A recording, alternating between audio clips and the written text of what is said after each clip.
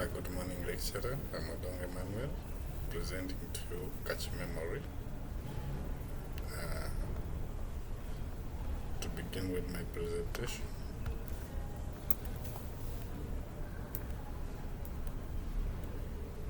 Catch Memory is a very high-speed memory. The cache is the smallest and fastest memory that stores copies of data from frequently used main memory. There are various different independent caches in the CPU which store instructions. But what we need to note, most important use of cache memory is that it is used to reduce the average time to access data from the main memory. We look at the characteristics of the cache memory. The number one characteristics here is cache memory is an extremely fast memory type that acts as a buffer between the random access memory and the central processing unit. The cache memory holds frequently requested data and instructions so that they are immediately available to the CPU when needed. Cache memory is considerably costly than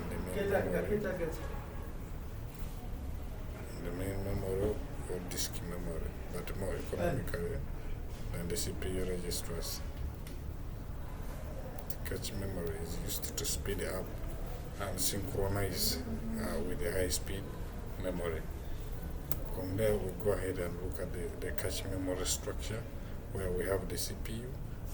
Then the other side, we have the primary memory and the secondary storage memory. There we look at the cache memory being in the middle as a buffer. It is like an intermediary between the CPU and the primary memory. That is the structure. Then we go to the mapping. The cache memory mapping has three different types. We have the directive mapping, the associative mapping, then the set associative mapping. The directive mapping here, it is simply where a block of main memory is mapped into a single cache line. It is mapped into a possible cache line. When direct mapping, memory blocks to a specific line is assigned to a specific line in the cache. If a line is previously taken up by a memory block, when a new block needs to be loaded, the old block is automatically traced.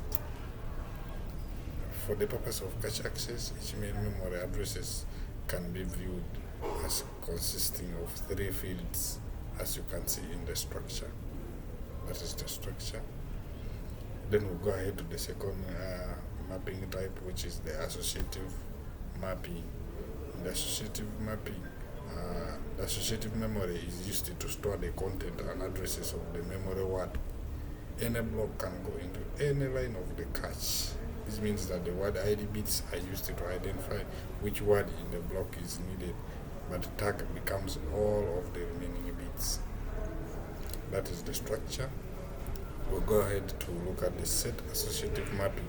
The form of mapping in an enhanced form.